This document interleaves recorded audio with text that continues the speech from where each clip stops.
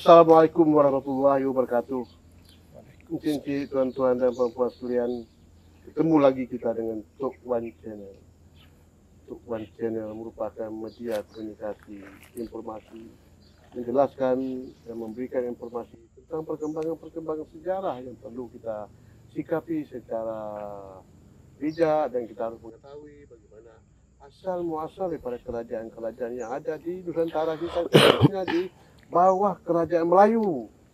Ya, di bawah kerajaan Melayu yang dulu diawali dengan kerajaan Melaka, itu sekitar tahun 1366 sekian lamanya, itu cukup lama itu. Kemudian dari sebanyak Melaka inilah berkembang sampailah waktu itu masuk British, yaitu Inggris, pada tahun 1511 hingga Melaka dikuasai oleh Inggris. Kemudian Raja Melaka ini dibunuh terus oleh Inggris, oleh kerajaan, oleh penjajah Inggris. Maka dia berangkat ke Johor, maka di sana dia bertahap. Kemudian di Limua juga dia istirahat di sini, yaitu di masa Sultan Alauddin Riyad Shah, itu tahun 14 sekian tahun, 1467 yang lalu. Lama masalahnya ini. Nah, dari inilah, dari Mua ini dia berkembang, kemudian dia memastikan pusat kerajaan Melaka itu balik ke Johor, Riau. Maka Riau pun terbawa dalam kawasan kerajaan Melaka pada waktu itu. Nah, sampailah terjadi suatu persoalan dalam kerajaan, maka terjadi bagi dua kerajaan waktu itu. Satu tetap di Johor, Riau, kemudian satu lagi raja kecil yang merupakan raja yang sekian tingkatan daripada Raja Alauddin Shah ini. Maka raja kecil ini yang ceritanya itu kita masih dalam kajian lah, asal muasalnya kabar dari Sumatera, Minangkabau itu. Maka raja kecil diberi kekuasaan membentuk kerajaan, yaitu kerajaan Siak pada tahun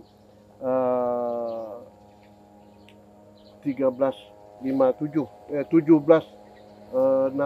nggak salah.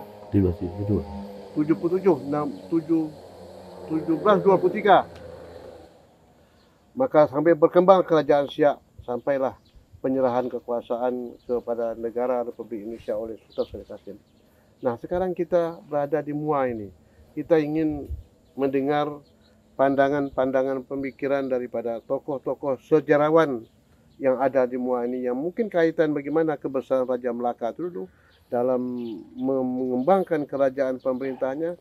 Kemudian beliau beristirahat di Mua ini dan di Pagu. Maka kita dengar sekarang, saya undang yaitu pertama Pak Azman. Assalamualaikum Pak Azman. Waalaikumsalam warahmatullahi wabarakatuh. Pak Azman asal dari Mua. Saya kampung ni sendiri. Kampung sini ya, Masya Allah.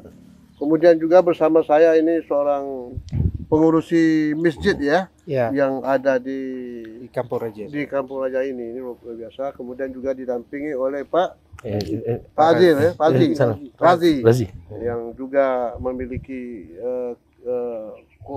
pemikiran juga terhadap masalah Mua ini. Baik, kami sekarang berada di salah satu tempat yang bersejarah, yaitu makamnya Sultan Alauddin Riyad Shah. Ini ada makam di sini belakang. Ini bukti sejarah itu. Dan dia ini sampai nanti di Johor dalam mengembangkan kerajaannya di sana. Sampailah Raja Johor, Riau, Lingga, dan sampai ke Siak sebagainya ini, yang tidak bisa dipisahkan dengan Riau Provinsi dan Riau Kepulauan Riau. Mari kita dengar sejarah ini. Pertama saya minta Pak Azman, jangan lupa share, like, komen, subscribe. Silakan Pak. Ya, Assalamualaikum warahmatullahi wabarakatuh. Saya Azman Ibrahim. Saya memang penduduk asal daripada kampung ni. Sebenarnya apa yang tuan-tuan lihat sekarang, kita berada di makam Sultan Alauddin Riyad Shah 1477-1488. Untuk pengetahuan tuan-tuan, masjid yang ada ini adalah tapak asal istana singgasana bagi Sultan Alauddin Riyad Shah. Dia menjadikan tempat ini sebagai tempat dia berehat dan berujlah, sehinggalah pada tahun 1488 beliau mangkat. Jadi mangkatnya Sultan Alauddin ini menimbulkan tanda tanya adakah dia diracun atau sebagainya. Tapi banyak pihak berpendapat berdasarkan kajian dia meninggal, dia mangkat adalah kerana diracun. Diracun oleh keluarganya sendiri. Keluarga, ya. Berarti mungkin ada satu perebutan ataupun perselisihan keluarga ya. Di situ dah mula kita lihat bagaimana ada sedikit masalah dalam istana di mana bila kalau mengikut pendapat, ada setengah berpendapat bahawa beliau ni diracun ketika nak pergi mengerjakan haji ke Mekah. Jadi beliau sebenarnya tempat ini adalah tempat dia berubat. Biasa kalau dia sakit ke apa, dia akan datang ke sini dan berubat dengan orang asli yang ada di sini. Di sini dah ini. Di sini. Penduduk semua ni memang penduduk asli di sini ya. Tidak, dia ada banyak sebenarnya apabila cerita Muar, kita ada banyak cerita Tok Wan. Sebenarnya kalau kita lihat apabila kita berada di hulu sikit, di situ ada asal batu dongsan kedatangan daripada Vietnam. Jadi tahun ke-5 Masihi. Sebenarnya sungai yang kita akan lihat nanti adalah sungai laluan penarikan di mana dia pergi ke Indonesia boleh dan ke mana saja boleh lah. Jadi Pagoh ni memang kampung ni kalau kita perhatikan sendiri mempunyai banyak keluarga dan pelbagai keturunan. Contohnya di sini ada orang Bugis, ada orang Siak, ada orang Kerinci. Jadi dan semua suku-suku ada banyak di sini. Ya? Keturunan daripada Kesultanan Pahang pun ada. Ada juga. Kemudian kalau kita pergi ke tempat ni, Kubu Kuala Pagoh kita panggil sini. Kubu. Kalau di Indonesia disebut Kota Kara lah, sebagai Kota Kara lah. Kota Kara. Kalau kita dah muka Kota Kara, jadi jadi di situ nanti adalah banyak daripada keluarga daripada Minangkabau dan Pagaruyung. Jadi di sini ada banyak penemuan, sebab itulah pelbagai keturunan yang ada di sini lah. Jadi di bukti yang menyatakan makam yang mengatakan Sultan Alauddin di sini jelas apabila ketika pembinaan masjid pada tahun 1971 dijumpai 4 pikul tembikar. Kalau sana panggil waktu galian dibuat banyak tempayan atau pinggan atau gelas memang ada. Itu bagaimana barang-barang itu? Dibawa ke luar, dikaji di sana dan mengesahkan memang itu adalah tembikar zaman Ming. Zaman Ming. Jadi ini tembikar-tembikar tadi ada dalam buku yang saya buat gambarnya, dan kalau ini ada di arkib lah, ada di museum. Di museum. Dan itu dianggap barang ini, barang purbakala. Memang purbakala. Kemudian tembikar itu sendiri, kalau Tok Wan pergi ke kubu, di sini ada 3 kubu. 3 kubu yang diberi nama Kubu Kuala Pagoh, Kubu Nayan dan Kubu Melini. Ketiga-tiga kubu ni apabila saya, Razi apa semua ni pergi, kita mengkaji, memang kita akan jumpa serpihan-serpihan tembikar yang sama bentuk, sama warna dan sama saiz. Di situ menunjukkan bagaimana wujudnya Muar pada zaman itu. Dan selepas itu Sultan Mahmud, anak kepada Sultan Alauddin, ditabalkan di sini juga. Di sini juga di sini. Sebab Sultan Alauddin di sini. Kemudian Sultan Mahmud adalah anaknya bersama dengan Tun Senaja. Tun Senaja sebagai Sultan Melaka tu ya. Sebagai Sultan Melaka. Sultan Mahmud ni jadi Sultan Mahmud menjadi Raja Melaka lah. Ya, Raja Melaka. Pentadbiran bukan di sini. Pentadbirannya tetap di Melaka. Biawak Busuk dan Kota Buruk adalah itu adalah pusat pentadbiran bagi Raja Parameswara atau Sultan Iskandar. Sebelum dia ke Melaka, disinggah di sini juga dan dia terus ke Melaka. Jadi selepas itu maka Sultan Mahmud ni dia ada anak nama dia Sultan Ahmad. Jadi maka pentadbiran Melaka nampak berkembang, tetapi memang pada saya Sultan Mahmud ni bersyukur beruntung sebab beliau bukan saja dikelilingi oleh pendekar-pendekar seperti Hang Tuah, Hang Lekih, Hang Kasturi, Hang Jebat, tetapi juga dia ada Tun Perak yang sentiasa membimbing. Sebab waktu Sultan Mahmud ni dilantik, dia masih berusia muda lagi. Sehinggalah terjadinya serangan Portugis pada tahun 1511. Ya benar. Tadi Tok Wan, kita berada di Bandar Muar. Di tengah bandar itu adalah Kubu Bentayan. Sultan Mahmud undur dulu ke Kubu Bentayan, Ha. diikuti oleh selepas dia bunuh ke Kubu Bentayan, keadaan tempat ni dia berundur ke Sultan pula turun ke Kubu Bentayan. Jadi dia backup lah. Ya, gitu. Akhirnya sampai dia ke Segamat dan ke Pahang dan akhirnya bujuk bujuk di Bintan. dikatakan Kota Kara tadi. Kota Kara lah kata kita sebut. Itu adalah Bintan ini Bintan mana ni? Bintan Kepulauan Riau. Kepulauan Riau. Kepulauan Riau. Bintan Jadi di Kepulauan sana dia menjadikan tu sebagai Riau. Apa tempat pertahanan. pertahanan ya. So memangnya kita bangga sebenarnya Sultan Mahmud dan Sultan Ahmad ni sebagai pemimpin kerajaan Melayu pada ketika itu. Mereka berusaha beberapa kali datang semula ke Pagu dan Pagu ni jadi sebagai tempat backup dia untuk berlawan dengan Portugis. Dan sampai pada tahun 1526 mereka tewas dan itulah berakhirnya pemerintah kira pertahanan kerajaan Melayu Melaka. Jadi apabila terjadi di sini dia habiskan kawasan ini. Tetapi perpindahan itu yang mereka pergi ke Bintan ni tidak semua. Tidak semua, ada sebahagian sampai sini dan ini kawasan ini pun luas pada ketika itu. Mereka bersembunyi di sini. Sehinggalah Pagu dibuka semula pada tahun 1700. 1707 tadi dibuka semula dan bermulalah era baru bagi Pagu. Jadi yang Sultan Mahmud tadi sebelum tu daripada tu tadi sebelum saya terlupa dia telah kalah di sana, hancurlah senang cakap pemerintah dia punya pertahanan. Dia telah lari ke Kampar dan lari ke Kampar kalau kita panggil Kampar ke Kampar. Kemudian isteri dia meninggal, meninggal dan dia pun meninggal.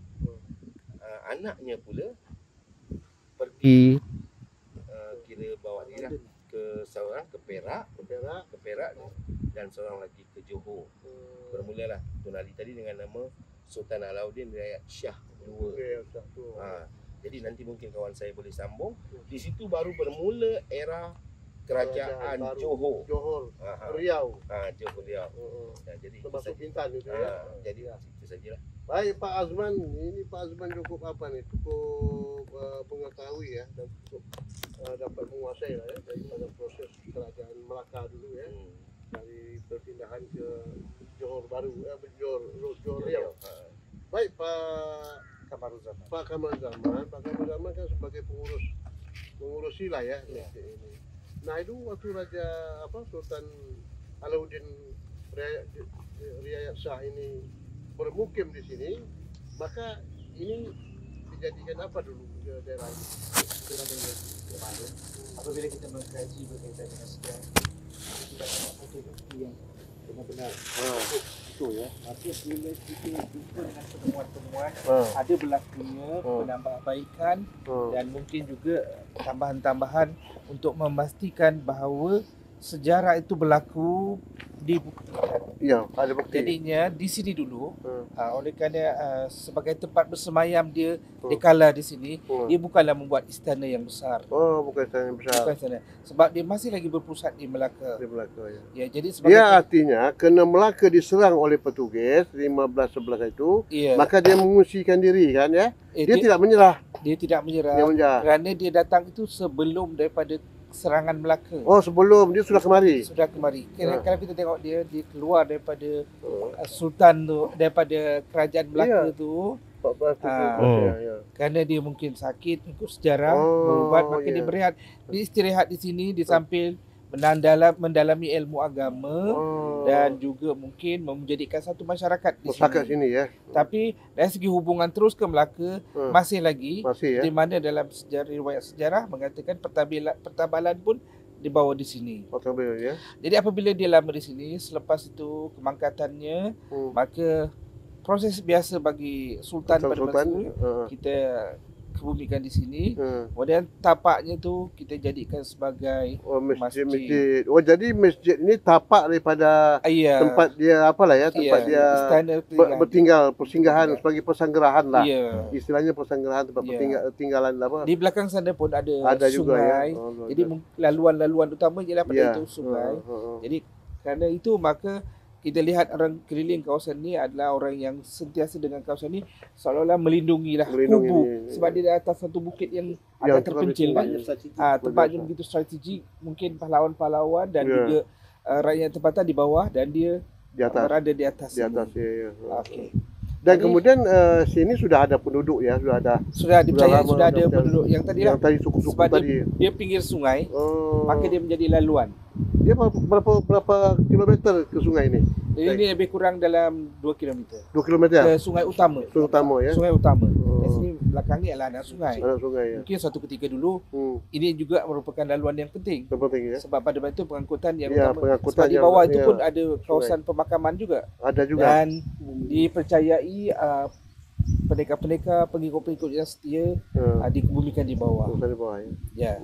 Apabila kita membicarakan soal hubungan Melayu, alam Melayu. Ya, alam Melayu ya. Kita memang tidak lari daripada kerajaan di Indonesia, khususnya di kepulauan Riau, Lingga, Bentan dan tadi juga beberapa kepulauan kecil lah. Jadi kita dalam satu rumpun. Saya masih lagi bertugas sebagai guru.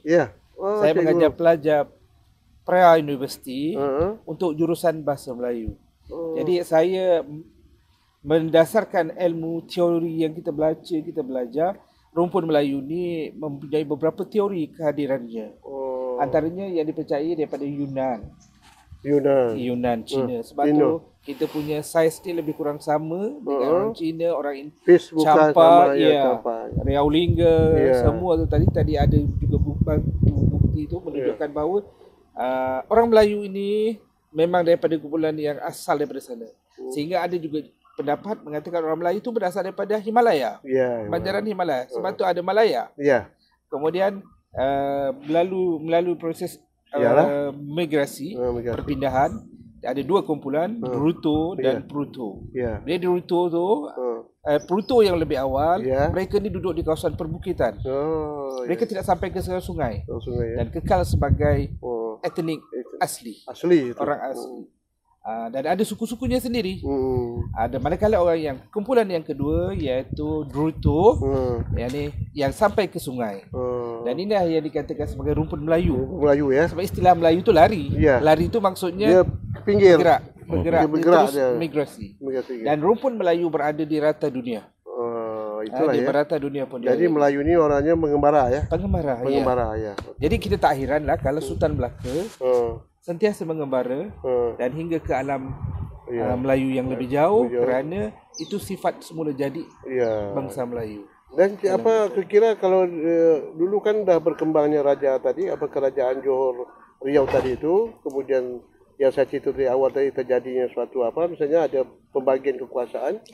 Raja kecil selepas daripada itu tadi kita berhenti sampai Sultan Alauddin Raja Shah II.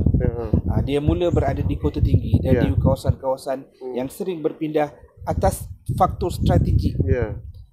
Di Sayung, di Tanjung Pinang, di Kota Tinggi, kalau pergi kat sana memang adalah kerajaan-kerajaan tu. Dan di situ wujudnya persaingan apabila tadi Sultan Melaka dipercayai mempunyai isteri dari keturunan dari Siak.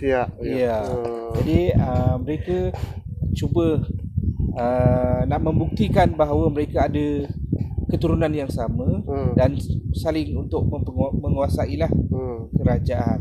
Jadi di kerajaan Johor tu sehinggalah perpindahan-perpindahannya akhirnya masuk ke Riau dan di kawasan-kawasan sana lah. Tadi pembatasan itu berlaku apabila pihak Barat, khususnya kalau di tanah Melayu tu di zaman Inggeris lah.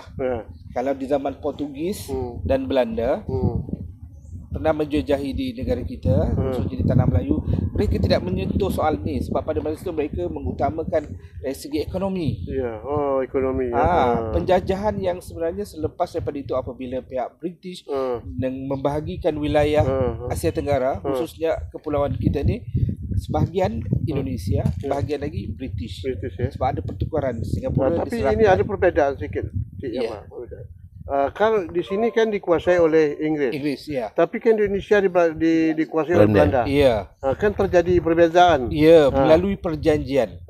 Perjanjian yang memisahkan di antara ini kuasa siapa, Belanda, Ya. yang ini kuasa pihak Inggeris. Ya. Jadi ekoran daripada itu, maka terpisahlah tadi dalam rumpun Melayu dari segi ideologi politik. Tapi perbatasan dari segi bahasa, Tetap. budaya Tetap. dan mungkin hubungan sosial masih Tetap dalam satu ya, kesatuan tetap dalam Melayu. kesatuan yang hukum Melayu. Ya. Sebagai bukti, kalau kita tengok makanan di sana di sini nggak ada perbezaan yang sangat nyata. Ada Bahasa istiadat, percakapan, ada istiadat hampir sama. Ya. Dan kita sangat dekat lah. Ya. Saya pernah beberapa kali ke Riau, ke Tanjung Balau. Tanjung Balai. Saya melihat mereka bertutur pun Sama. serupa dengan orang yang ada di sini. Sedikit Cik dulu kabarnya terjadinya pertentangan keluarga di dalam kerajaan Johor itu, adanya ini unsur Bugis itu.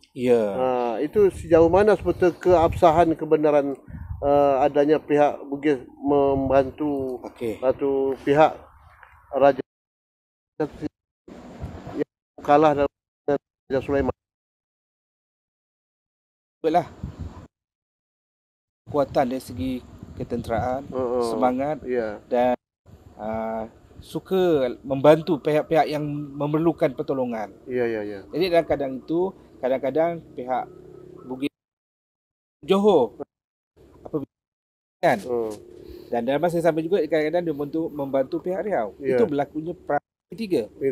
Segitiga melibat Johor, Melaka dan Bugis dengan Melayu Riau. Okey, saya ingin menyentuh juga tentang bagaimana sistem politik yang sekarang ini, era penjajahan yang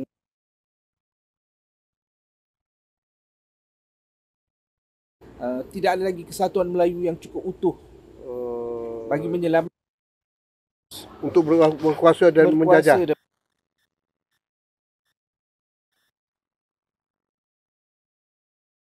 Paksanya dengan cukai dan memperbodoh masyarakat. Itu yang ada di kerajaan sama.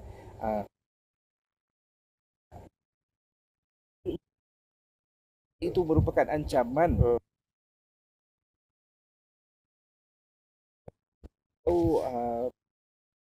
Sangat kaya dengan rempah, maka utamaan kekayaan, kemudian ketuhanan dan lagi yang ketiga itu dia glory, kemegahan tu. Maknanya bangsanya siapa yang berjajah dia yang baik. Jadi ketuhanannya mereka boleh tinggalkan.